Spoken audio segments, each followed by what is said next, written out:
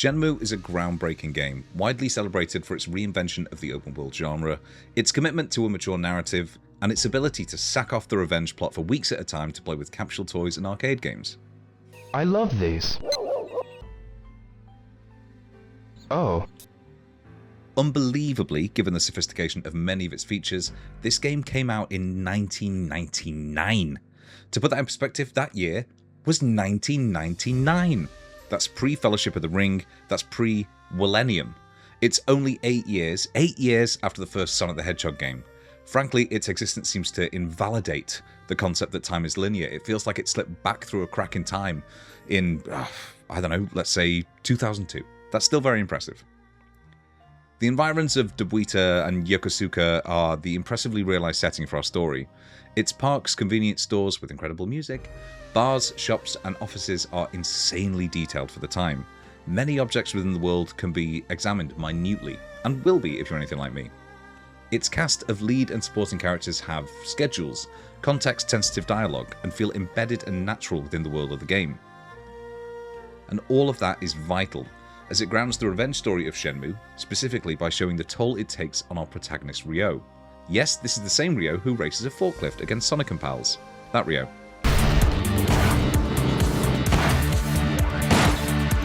At the very beginning of the game, Ryo's father, a master martial artist, is murdered by a man in an emerald robe in unarmed combat. Ryo is nearly killed attempting to retaliate, unable though to land even a single blow, despite having the home advantage in the family dojo. Days later, Ryo wakes in his family house as the last of the Hazukis, and determines to find his father's killer before he leaves Japan.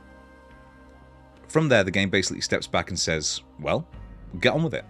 It's up to you to inquire around Dobuita and Yokohama to pick up the trail, but you'll start each and every day at the Hazuki residence, waking up only a few meters from the abutting dojo where Ryo's father died. And it's this house that serves as the emotional heart of much of the story. Within the house, Ryo's father is present through his absence. The house feels cold somehow, alien in its aspect. Ryo can quietly examine items as though seeing them for the first time, before turning off the lights to leave these rooms alone and unnaturally still. There are hints through the dialogue of your housekeeper and surrogate carer that the house was once a brighter, more colourful place, in which Ryo and friends would gather to play, and where meals with Father Hazuki and his pupils would be lively and convivial if never totally informal. But now wandering around, it's just still and silent. Life within its walls is muted, its inhabitants stuck in the moment of the murder, unable to return to its former liveliness and vivacity. In that sense, the location of the house is the perfect mirror to Ryo. Throughout the story, Ryo isolates himself from friends and family. His burgeoning relationship with Nozomi is stalled, he can't focus on anything but avenging his father. His studies are abandoned except where they explicitly support his mission to avenge his father. Multiple characters warn Ryo about the reality that revenge will consume him, will make him unfit to live among them or anyone. If you really squint, even the many side activities you can take part in look like the actions of a man seeking any distraction from the pain he is sublimating into anger.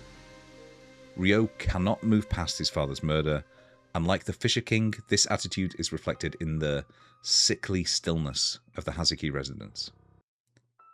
Look, there is no denying that Shenmue can be very, very, very, very silly, but the Hazuki residence has always felt like the heart of the game to me. Not a warm and beating heart anymore, but a sick and palsied one, barely keeping itself together.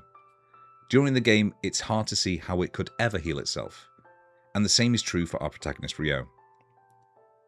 The story does continue in Shenmue 2 and 3, but Ryo's arrested development never goes away. In fact, no matter how far he journeys, no matter which lands he travels to, he is still emotionally and mentally tethered to this quiet, empty family home, cold, alone, and unchanging.